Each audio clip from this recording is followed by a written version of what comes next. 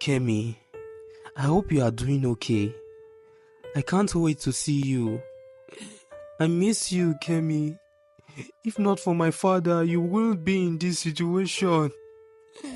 She called me Kemi. She was certain of it. I was certain of it.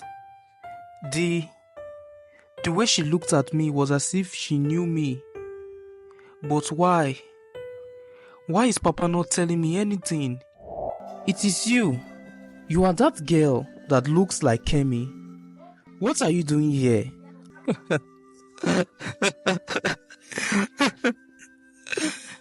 You must be one of the maids in the palace. I'm sorry, but I can't let you leave. Are you related to Kemi? Kemi is dead. That can't be true. She escaped the night she gave birth. She left the village with the baby. The child she left with is the one standing in front of you.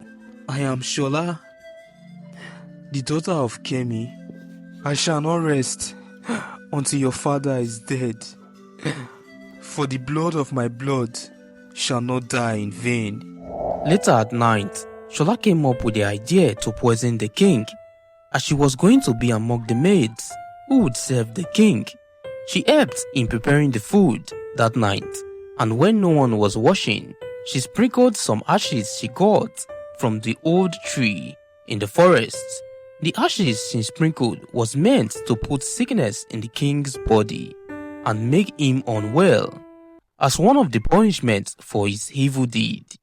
Meanwhile, Abidemi was having different thoughts about what Shola meant by what is to come. She said, "What did she mean by what is to come? What is she planning to do to my father? I know Papa is bad, but what he did in the past was Baba Akin's influence on him. He feared what Akin told him, and that led to what he did. Gods of our land, please save Kemi's daughter from dark thoughts." Abidemi standing outside her hut, wishing for Shola to make peace within herself and not to take revenge on her father, the supreme Oba Ade, not knowing that Shola's mind is full of bitterness. That night, when Shola was serving the king, Abidemi was staring at her and observing what she would do, but she did nothing. Shola stood there until the king finished his meal before she left, and while she was alone that night, she said, "Half of the task have been done, Kemi. I will carry out what I have promised." At midnight, while everyone was asleep, the king woke up and started coughing. The sound of his voice could be heard from 3 blocks afar, and Abidemi got up from the noise and ran to her father, and upon arriving there, the king looked exhausted and was asking for water. Abidemi rushed and brought water, but immediately the king tasted it. It was so bitter in his mouth, and he threw it out quickly and said, Take it away. Let me rest." Abidemi was asking her father what the matter was, but all the king said was, "I can't rest. Let me rest. I want to rest." Abidemi left her father immediately and ran to Baba Akin and shouted, Baba, he's the king. He is worried. Come quickly." Abidemi also alerted her brothers, and they all gathered around his bed. Baba Akin sat on the ground and was consulting the gods, while Abidemi was saying prayers to her ancestors for intervention, and it went on for 2 hours, but Baba Akin couldn't come up with any solution. The king was getting weaker and weaker, but nothing could be done. And at that moment, Abidemi remembered what Shola said, and she ran out that night as if the world was ending. She got to Shola's room and was knocking really hard. "Shola, please open. It's urgent." And Shola said, "Go away. I don't want to see you. And Abidemi said, Shola, please. It's my father. The king is not well. Shola, what did you do? And Shola said, Go away. I don't want anything to do with you or your father. And Abidemi said, Shola, revenge won't bring Kemi back. I know it hurts, but Kemi is gone. And at that moment, after Shola heard the words that came out of Abidemi's mouth, she opened the door immediately and dashed Abidemi to the ground and said, The blood of my blood shall not die in vain. And she shouted, Go away. And Abidemi got up and left Shola with tears running down her cheeks. After Abidemi left, Shola knew it was the time to free her father, as everyone's attention was towards the king. The village was less guided. The guard that was watching the prisoners was not there. Shola went straight to her father and started hitting the lock until it broke without saying a word. And the father said, What are you doing? And Shola said, There is no time. We need to go. And in that moment, Kule remembered the words she said to Kemi the night she helped Kemi escape from the village. And he knew immediately that his blood flows through the vein of the young woman standing in front of him. Kule hugged Shola and was weeping like never before. Oh, thank the gods. Thank the gods, my daughter is safe. And Kemi shed tears as well. And there was no time, as morning was around the corner. The other prisoners who was woken by the sound was begging Shola to free them. But who was her to say no? And she raised her hand to the sky and said, Guide us safely out of this village, Omori Odun.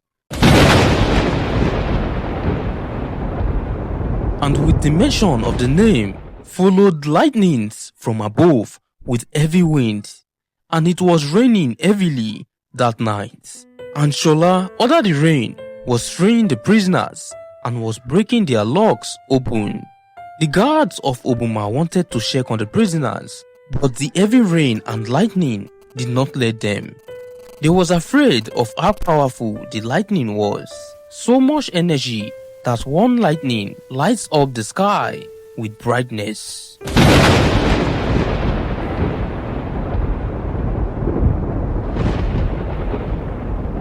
By the gods, what manner of lightning is this?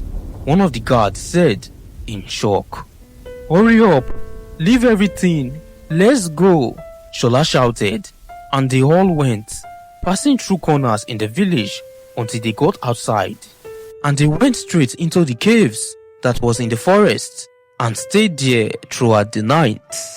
They sang songs of freedom and praised their gods. They were 30 in numbers, both men and women. The next morning in the village of Obuma, the town crier started shouting, saying, They have escaped. All the prisoners have escaped. And when some of the guards ran there, they discovered that what the town crier said is true. And they were all in shock, wondering how they might have escaped from their cages. And the chief guard informed the prince, the heir to the throne, Adetola, as he was the one in charge, as the king is not well. Adetola was confused and didn't know what to do. And Abidemi walked up to him and said, Adetola, what decision are you going to take concerning the escaped prisoners? And Adetola said, What do you want me to do? And Abidemi said, I don't know. I thought you wanted to be king that bad. And Adetola said, Please, don't start, sister. Just let me think. Go and be with father. And as Abidemi was going to meet her father, she realizes that she hasn't seen Shola since morning. And she looked for her around in the village, but there was no sign of her. Abidemi, knowing fully well Shola's father was also missing, she quickly came to the conclusion that Shola was not in the village, but she didn't believe it was her who released the villagers that was locked in the wooden prison. My goodness, what happened here? How come all of them left? Who helped them? Who masterminded this plan?